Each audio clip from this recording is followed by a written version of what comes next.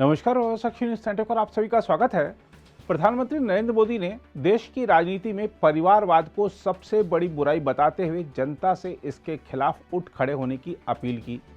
इसके बाद देखने में आया कि देश के कई राज्यों से परिवारवादी दल सत्ता से बाहर हो गए। यही नहीं, भारत के सबसे बड़े परिवारवादी दल कांग्रेस की भी बुरी हालत हो गई, जिसके बाद पार्टी अध्यक्ष पद के चुनाव से गांधी परिवार इस साल दूर रहा।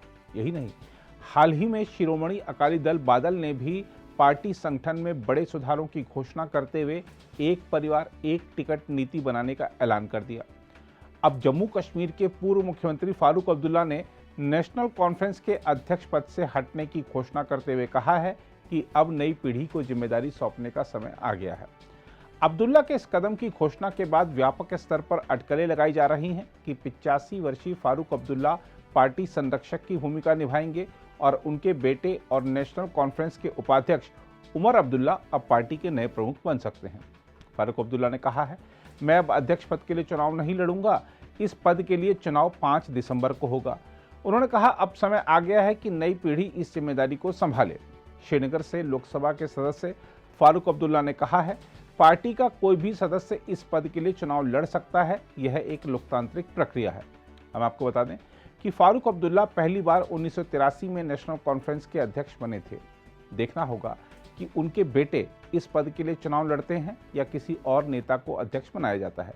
यदि किसी और को पार्टी की कमान मिलती है तो यह राजनीति से परिवारवाद के खत्म होने की दिशा में एक और कदम भी होगा।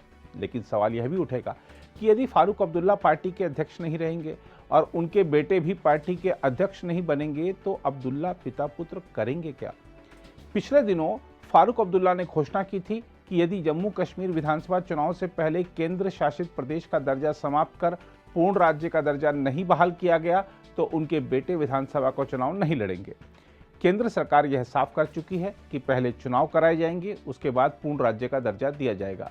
ऐसे में यदि फारूक अब्दुल्ला की घोषणा के हिसाब से उमर विधानसभा चुनाव नहीं लड़ते तो हो सकता है कि वह सिर्फ अपनी पार्टी के लिए प्रचार कार्य ही करें।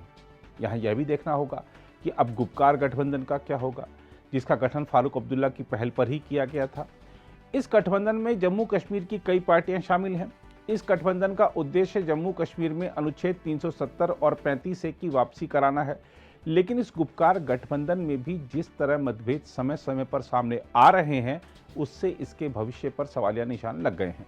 इसके अलावा अब्दुल्ला पिता पुत्र यह भी समझ चुके हैं कि जम्मू कश्मीर में वर्षों तक उन्होंने जिस अंदाज में राजनीति की, अब वह चलने वाला नहीं है। क्योंकि अनुच्छेद 370 हटने के बाद कश्मीर के लोगों ने जो बदलाव देखा है वह उन्हें अच्छा लग रहा है। केंद्रीय योजनाओं का लाभ, भ्रष्टाचार और आतंक का तेजी से सफाया होना लोगों को भा रहा है। इसीलिए आने वाले दिनों में जम्मू कश्मीर नेशनल कॉन्फ्रेंस की राजनीति का नया अंदाज और भी देखने को मिल सकता है। अब्दुल्ला पिता पुत्र यह भी समझ रहे हैं कि विधानसभा चुनाव में उनका मुकाबला अब बेहद मजबूत पार्टी बीजेपी से होगा।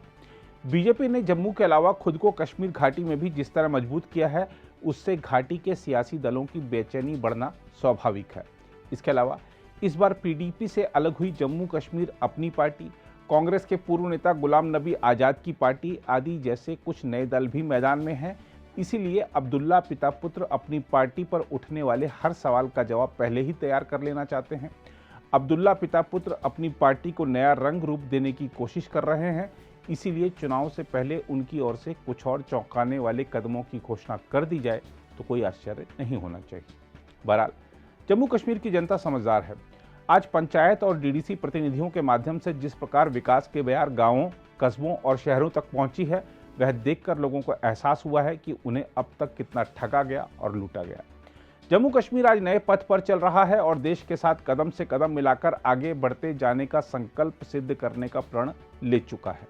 ऐसे में अब इस बात से कोई फर्क नहीं पड़ता कि कौन नेता चुनाव दौड़ से हट रहा है या कौन उसमें शामिल हो रहा है। अगर आप भी लेना चाहते हैं देश दुनिया की तमाम जानकारी तो आज ही सब्सक्राइब करें हमारे चैनल को। साथ ही नीचे दिए बेल आइकन को जरूर दबाएं ताकि हर अपडेट आप तक पहुंच सके।